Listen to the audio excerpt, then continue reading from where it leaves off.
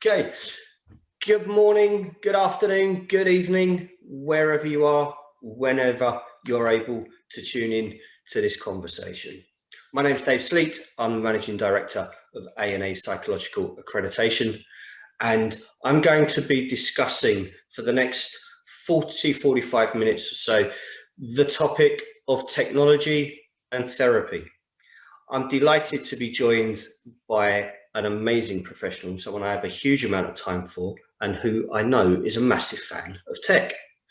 Helen Ash is not only an APA member, but she is also a counsellor and coach in her own right, and is a staunch advocate for technology in the right hands. Helen, well, welcome to the conversation.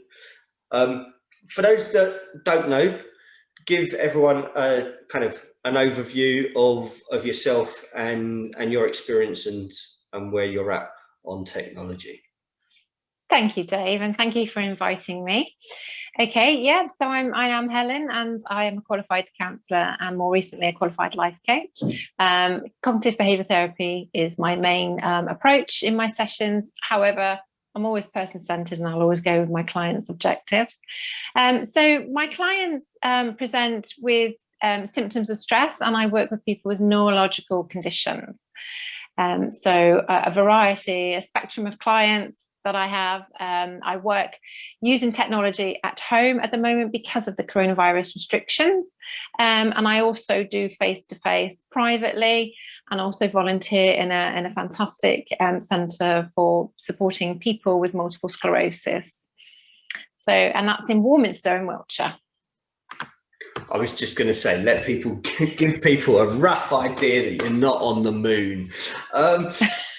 It's a phenomenal subject that has kind of been building for a long time within the therapy arena, and the use of technology has grown as almost as quickly as the technology has grown itself, hasn't it?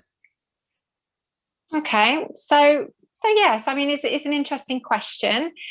Technology and the word of technology can be quickly followed up by another word of technophobe. So it's our relationship that we have with technology. And of course, the relationship, is it new? Is it tablet form? Or have we actually been working in our careers, in our previous years, I've been working in offices with up-to-date communication technology and cloud-based technologies to now enable us to do our own sort of administration and storage of data. So technology has certainly become more accepted in the last 12 months because of the coronavirus pandemic, and more so really because restrictions upon human movement, human behaviours and human relationships have been completely challenged. Yeah, and I think that the pandemic in many arenas has amplified the factors that were always in play before, and the drive to technology. We spoke before coming on air about the word Zoom not so long ago was the name of a company.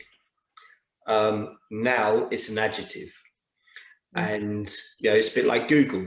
Google's the name of a company, but did you Google that? Is now commonplace. And our relationship with technology has changed in a way I don't think we could ever go back. Do you? Okay. Yes and no, I think.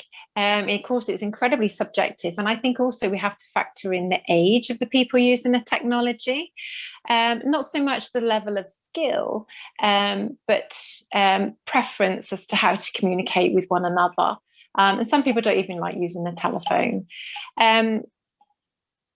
So is it going to stay? Are we going to adapt? Are we going to remove back? I guess it could be absolutely any of those three things. It doesn't have to be one or the other.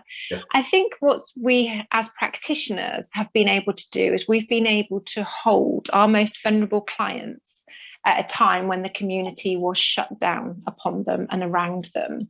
And I think that's incredibly important. And I can certainly understand that those therapists and practitioners out there who don't have the technology probably have been left behind and are also feeling quite vulnerable as well themselves. However, the need of the client and the need of vulnerable people really is priority, and therefore using the technology, making ourselves available, we are not throwing in any other obstacles for them seeking the help that they need at that time.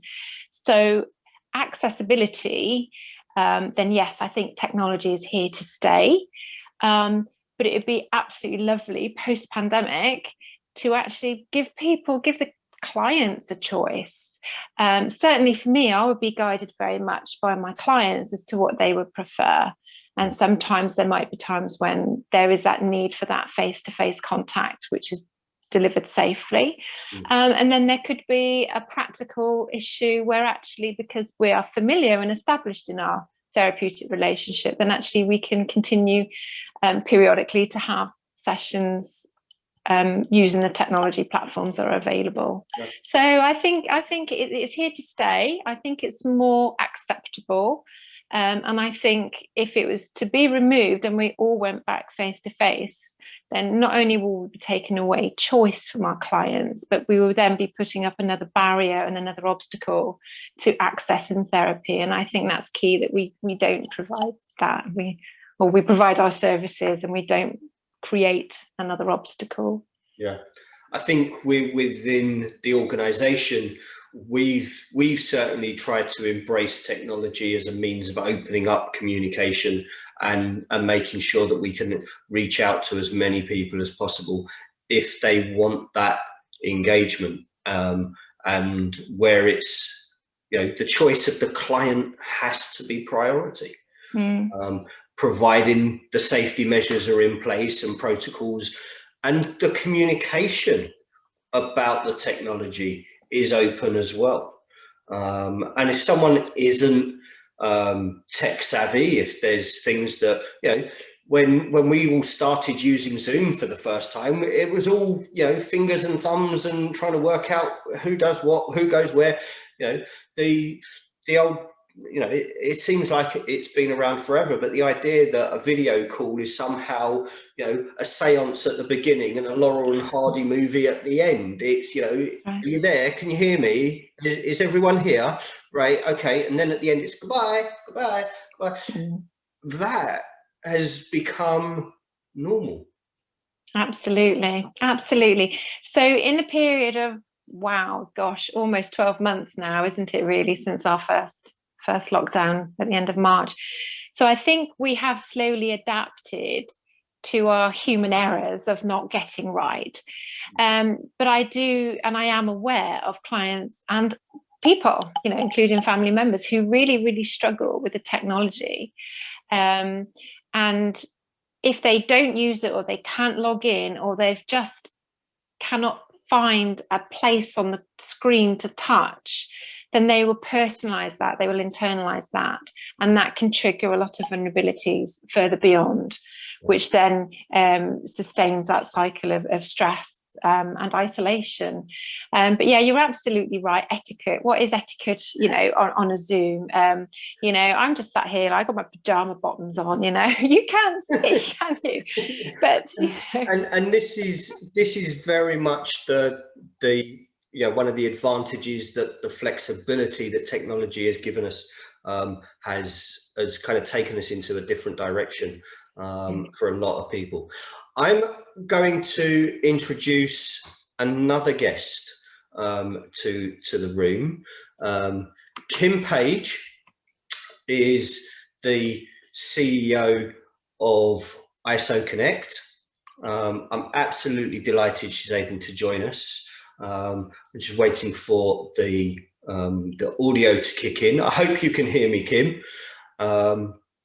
And hopefully anytime now. There we go. We've got a connection. Hi, Kim. Hello there. I'm so sorry. I was a little delayed. Absolutely Found you. fine. I'm absolutely delighted you've been able to join us. As I said, Kim is the CEO of ISOCONNECT. And before we go too much further, Kim, Helen and I were just discussing the impact and the flexibility that's come from platforms such as Zoom, where it's really kind of made a big difference between in the flexibility really of the relationship between therapeutic professional and client. But before we go too much further, why don't you give the audience an overview of yourself? You'll do far more justice to you than I can. Well, I will try. So my name is Kim Page, and I'm the founder of ISOS Health and ISOCONNECT. I have been in digital health for 20 something, I'm not going to count any more years.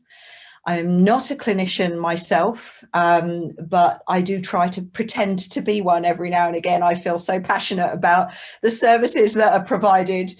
Essentially, I am very focused on enabling human beings to have great health and well-being with experts enabled by technology. So I love technology. It's fascinated me for a long time. I, at one point, was the leader of a couple of national social care companies. And if you're ever going to be in an environment where you need to interrogate efficiency and being able to look after people with making about 2 pence an hour and looking at the efficiency that technology can bring you, social care is the environment where you're fairly under pressure to do that.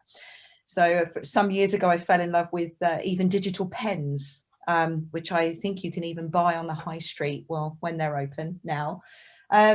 So I've been a patient advocate for very many years, and that lived experience has taken me through a lot of health and social care corridors as well, and have been on the receiving end of very many of the wonderful services that practitioners provide. And I want everyone to have access to them. ISOS means equal, and we're all about using technology to equalize that playing field.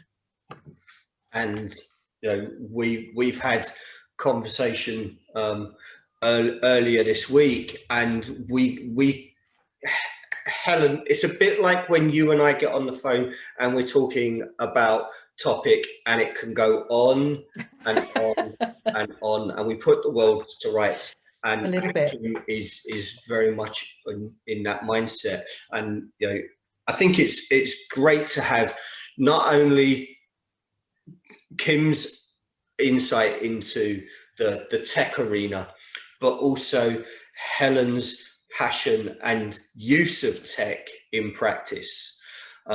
So Helen, why don't we kind of touch on some of the tech that you use in your work, and kind of explore the flexibility that that's given you?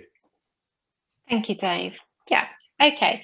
So I'm just going to hold up so you can see. So I have some Pico virtual reality goggles.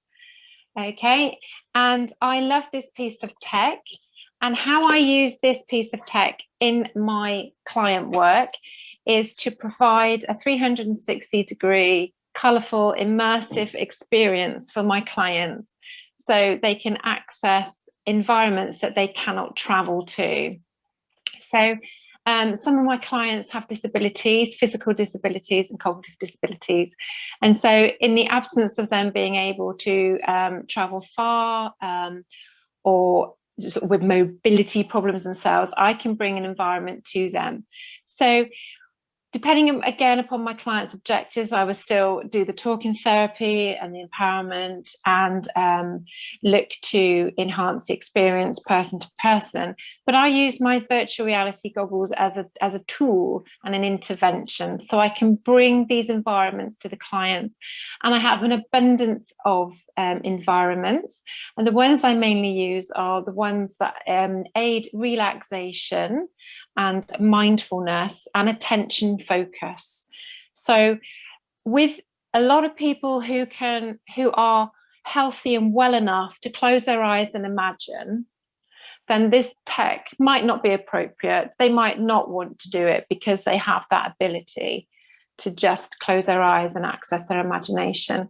But for some people with spectrum conditions, they're unable to, or they need support in actually being able to engage with that visual. So the use of the virtual reality is very enabling for people with autism spectrum conditions, learning disabilities, and attention focus for ADHD, as well as the physical disabilities of people who are, got the mobility problems and the wheelchairs. So there's many platforms, and I have to use my laptop in order to log into the cloud space and control the communication between my laptop and the Bluetooth connection into the actual VR headset itself. So the client will then wear the headset and make sure that they're comfortable. And then they will immerse themselves, and I would be able to control which platform, through their agreement, which one they would like. And I can ask them questions through typing, so that I can ask them for their subjective anxiety, like, are they stressed, are they anxious at the moment? They can rate that. And then at the end of the session, we can rate it again to see if there has been that decrease in their decrease in what they are noticing in their bodies on that somatic level. So for relaxation and mindfulness, for people who will struggle with imagination, then that's the people that I support, that's the people I help. But there's many other environments, and it's certainly suitable for children.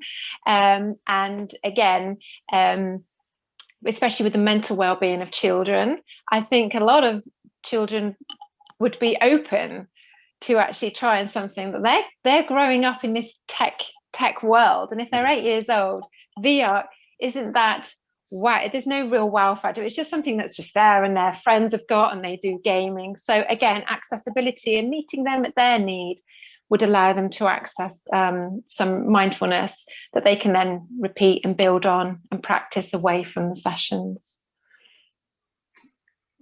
I love the idea of VR. And I wish it was something that was kind of integrated into a lot of the learning around mental health as a general rule. The relationship with tech is key when we in the example that you gave, Helen, of those people that aren't able to close their eyes, to create that vision themselves. And in the therapy arena, that audience is often the least supported. Yeah. Yeah. And the tech is available to make it so much easier. What are your thoughts on VR, Kim? I love it. It plays a great role in dementia as well. That's definitely emerging, really, really constructive. I think you touch on a good point in terms of it's a real struggle, isn't it, to the adoption, the rate of adoption that we're asking a profession to bear and embrace. It covers everything from the practicality of can you plug something in if it needs to be plugged in? Have you got space to move around? Not everyone has that. This privacy, this whole environmental control, right through to longevity, so that you can look at outcomes and actually understand the types of technology, when you're into the nuances of ones that work. And I think I see that struggle a lot with practitioners, you having to bear the cost of covering off all of the practicalities of it, as well as putting it into good use. I mean, with telehealth, we've seen that for a decade or more. It is undoubtedly impactful. It is undoubtedly of huge benefit to the end user, to the patient themselves. But it can be a little thorny for a practitioner to get their hands on it and actually make it really, really useful. And that's where businesses like us come in, because we have the resources and the understanding, the knowledge, the teams, you know, to be able to make that happen.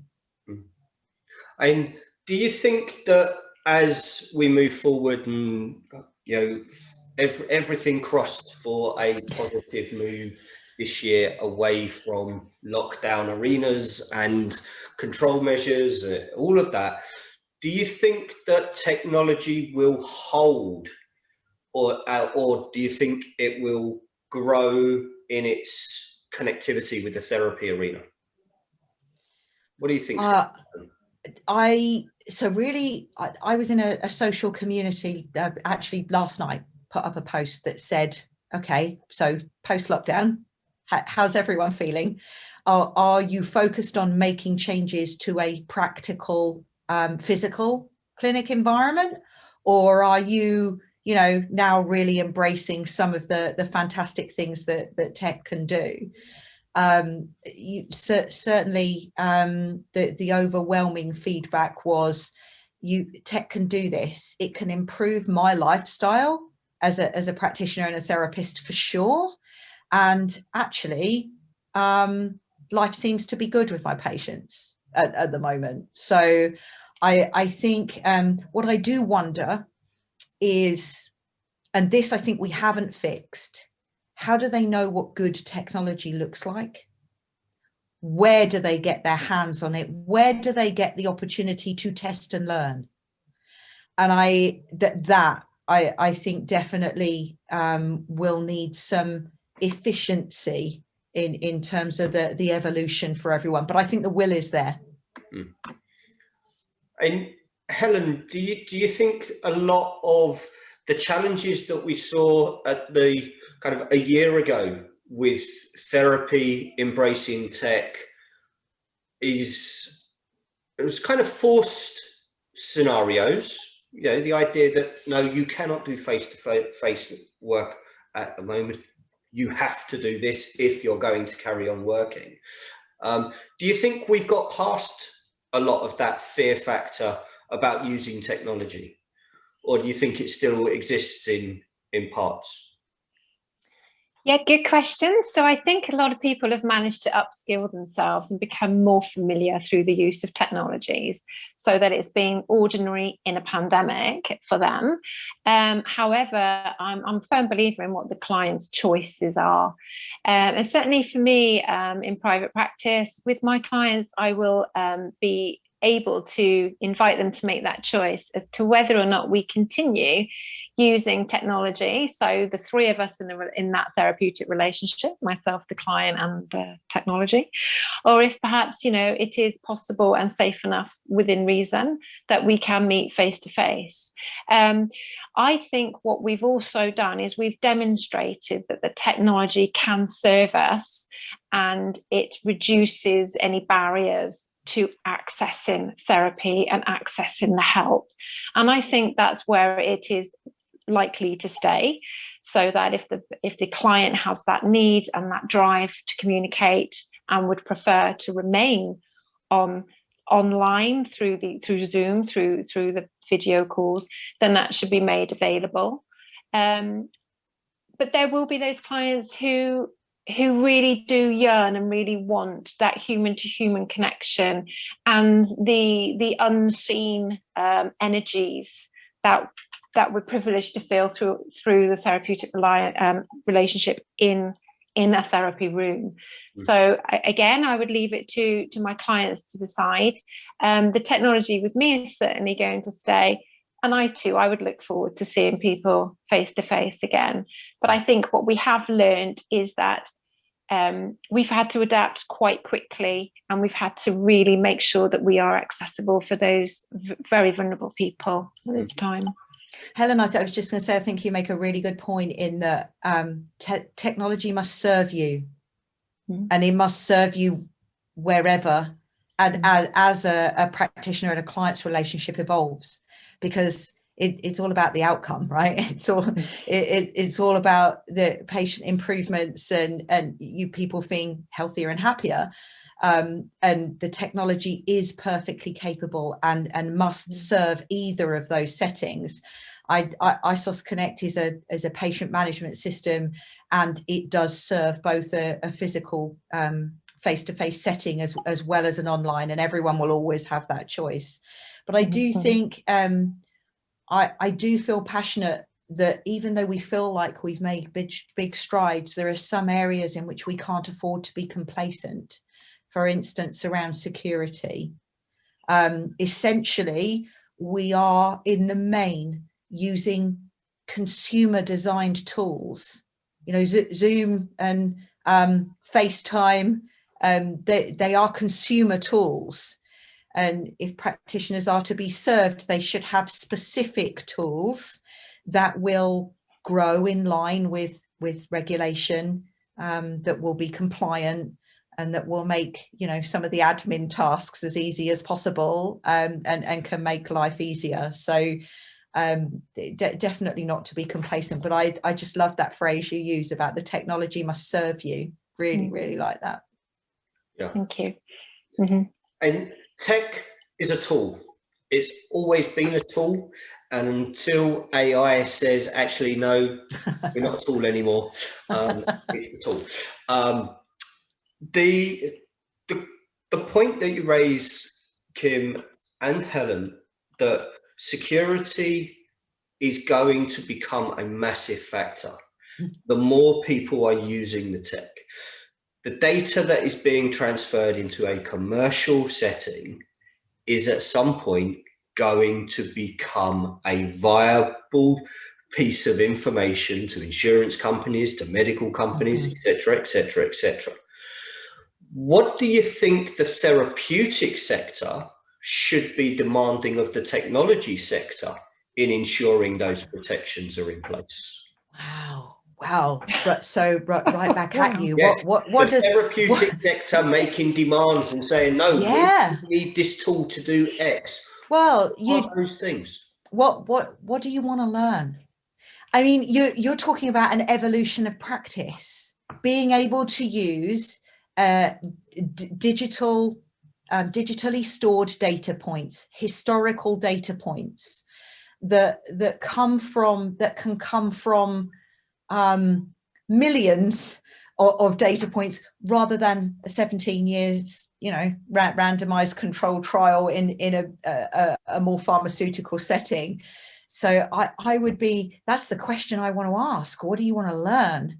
Because these data points we can accumulate, whether it's frequency, whether it's treatment type, technology type, you know, patient risk stratification, risk in an independent setting. There are so many headings. What do you want to learn? I suppose for me, the biggest factor is the protection of the actual claim. Their information, when they have a therapeutic engagement across data, that information in any other arena would remain completely confidential between those two parties. Making sure that that information, when it goes through a technology platform, is given the same respect of confidentiality is going to be the key to the future use of technology in therapy, in my mind. There's something tough there around client choice. There is in amongst, is it for a therapist to make that professional decision in terms of entering into a contract and a therapeutic relationship? Where does the client have to have choice? I'm doing some research at the moment, understanding the implications of, I'm currently sat in my own home and I have a digital home assistant. It's turned off right now, but you know, the implications of having listening devices in your own home in this environment, there's much to investigate and understand. And that being the case, it's a really good example of something that you don't always have control over. My ambition would be control, for sure. Helen, what are your thoughts? Yes, and lots and lots and lots of thoughts going through my mind. However, I take comfort, and I think that's the word I want to use. I take comfort that who I subscribe to for the use of the virtual reality environments have got different codings and different levels of encryption, so that patient files, that they call them, I call my clients, not patients, but patient files are stored separately away on a different cloud space or storage system than actually the delivery of the environments and the environments that I actually use. So it would be down to me to explain to my clients how data is held and how I currently hold them anyway. But when using VR, it's up to myself and the client as to how much data we choose to take. And if it is stored into the database for my own license sign-in through this technology, then it is encrypted differently and more securely. So I've been told. And of course, you know, the greater realm of the whole global surveillance and stuff is still beyond me, my mind, and the technology I use. So, you know, as Kim was saying, sort of control of our sort of devices and data, if we had greater control or more control, or if it's actually you know, regulated better, that might help me sort of make better choices in the future. But at the moment, my clients can feel quite confident that the level of encryption for their personal details is very separate to the platforms that they would experience. Yeah, and that's the key thing, isn't it? The information, the level of information and the level of communication, and being able to pass that information on in a way that the client can receive that, assimilate that, process it, and make an informed choice when they're in a situation where they're actually trying to reach out to a therapeutic professional. It's very different to someone that is processing an IT developer's relaying of, well, this is what the information means. And that connotation is in the commercial setting, i.e. we are all using a commercial platform. Their priorities are very different to those of the client that's coming for that space. So for APA, our kind of guiding principle moving forward with technology is that those control measures are understood and respected by those commercial entities. And they are clear that if you are working in this arena, then those measures are there. You just have to select them. Yeah. And that would be for me a stepping stone to saying, right, this is a platform that's therapeutic aware. They understand the confidentiality of the clients. They understand the confidentiality nature of the work. They understand the importance of that and respect that. Because I think it's a bit like, as Helen described it, you're now having a therapeutic relationship of three. Yeah. Like inviting any third party into that relationship, if they don't respect the boundaries of the binary relationship, then they are going to destroy that binary relationship. And that, I think, is a conversation that the therapeutic sector has to be taking the lead on, rather than following the tech, or certainly the commercialized tech approach. Yeah, definitely. But let me ask a kind of completely separate, you know, come away from confidentiality, come away from protection, come away from the pandemic. What have you as individuals learned most about the use of tech in your arenas over the last year?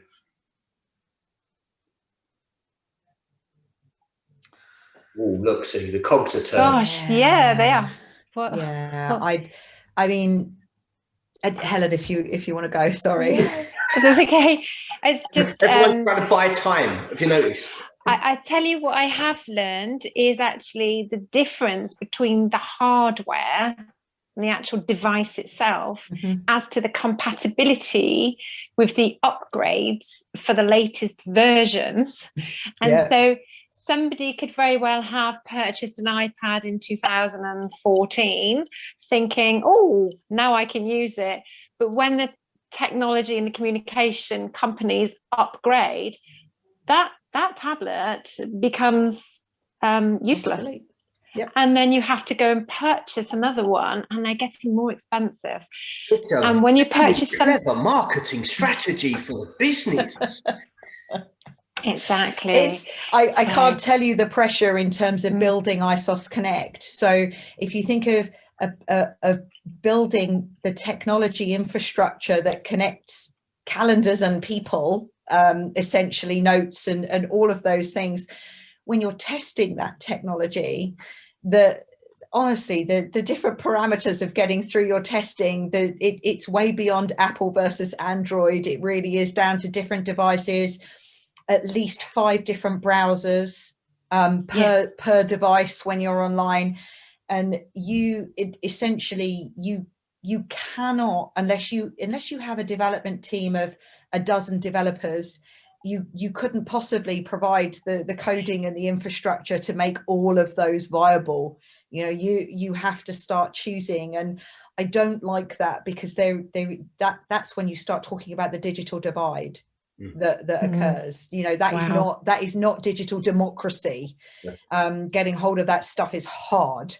But there are physical ways around it in terms of getting devices to people and allowing people access points. But I don't have a solution. I know building technology, that is a really, really hard thing, really hard.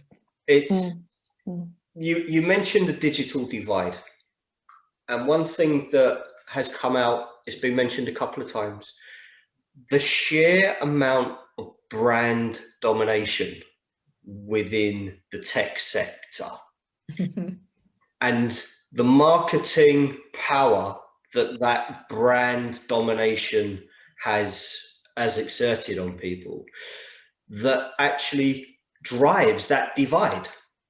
It's almost like there's 2 camps. There's the Apple camp and there's the Samsung camp. And I'm not sure if people realise, but Samsung are not 2 boys sitting in their mum's kitchen making phones. They are actually just another company. The sheer divide when people look for the tech, as Helen says, their device becomes obsolete because of the upgrades. They've got to go out and they're driven towards, it has to be one of these brands.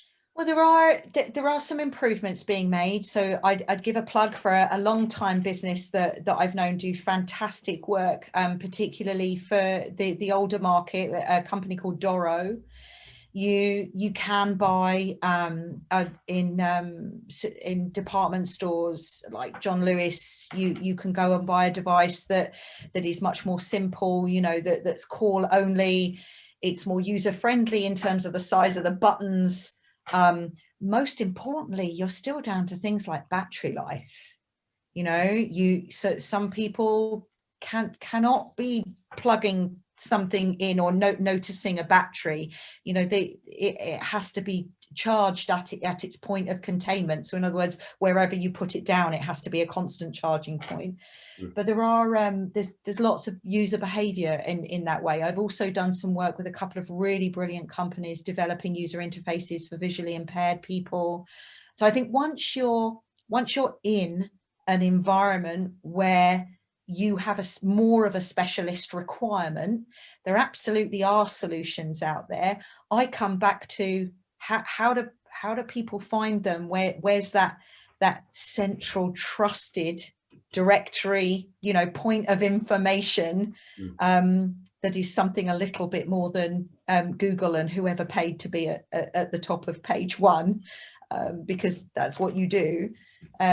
You can get hold of some really, really great tech. I mean, at the moment, you're through organisations like Mind or Age UK, or there's some really strong device associations going on there, but they're not mainstream enough. Yeah. Well, I had I sat in on a presentation earlier today from a tech company that is very much about providing the functioning capacity, the hardware that you can access absolutely everything that you need for a fraction of the price, because you're not paying for the brand label. Yeah. And I don't want to give them a plug at this point, because I haven't had those conversations with them about their capacity, etc. But there are companies out there, if you are prepared to bypass the brand feed that has been put in place. Maybe by the time that we publish the recording, we will have had those conversations, and we will know more, and we can actually put those details out to let people know. But the digital divide for the work that you do with clients, Helen, and you do, Kim, do you see that closing quickly, or do you think that it's actually being driven wider apart? Do you know, I think you asked that question, and I was reminded of a sentence that came to mind when you asked the one before. Human beings are amazing. You know, humans find a way to make it happen. If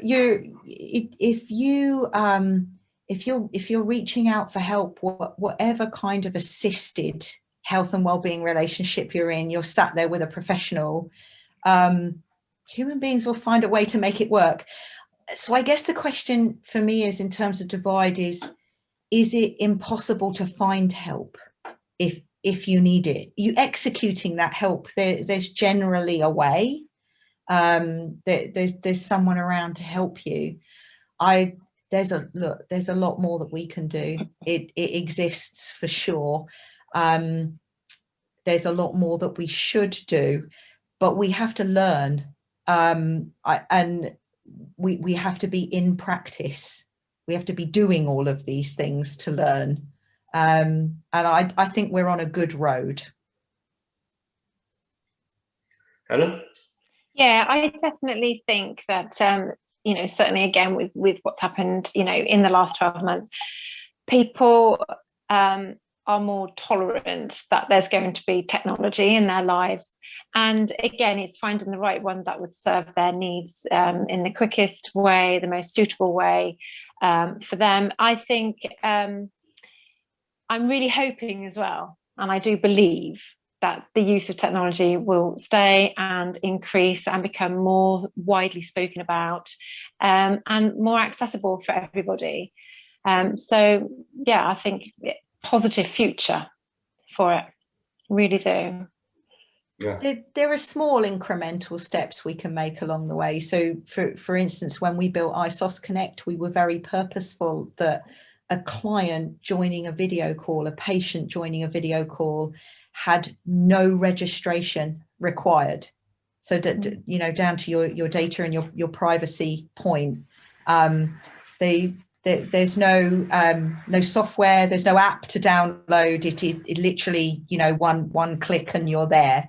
And there is something about simplicity that is as device agnostic as you can be.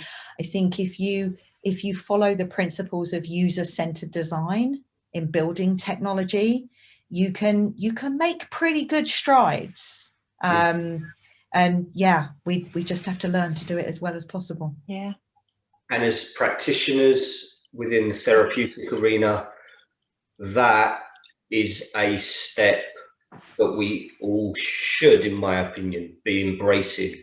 Let's make the CPD for 2021 a point of focus that we are doing more about our tech knowledge, understanding what tech is available, how it works, why it does what it does, and how to use it as a tool for our own practice.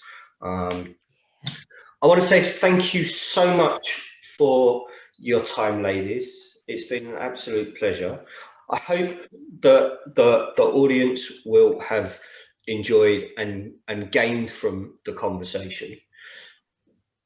The panel conversations are part of the CPD package from APA. So if anyone has gained knowledge that's going to help them improve or enhance their professional work, complete the CPD questionnaire that is linked to the description of this video, and you will be able to get the CPD certificate for the time. So before we go, your one hope for technology and the therapy world moving forward, what would it be? My one hope is that this will be as common and accessible to people with learning disabilities within a care home setting, to allow them to have some respite, to allow them to enjoy things that they might not be able to access. I want this to be a familiar sight. I do. I really do. Absolutely brilliant. Brilliant. My one hope would be that the therapeutic community would embrace a multidisciplinary approach to patient and client care through technology. Technology can pull mental health, physical health, nutritional health professionals together and make a massive, quicker, more effective outcome for patients, clients, and their families. We have built multidisciplinary and referral pathways into ISOCONNECT. I'm really passionate about an independent practitioner not being disenfranchised and not being disconnected from this digital health revolution that's going on.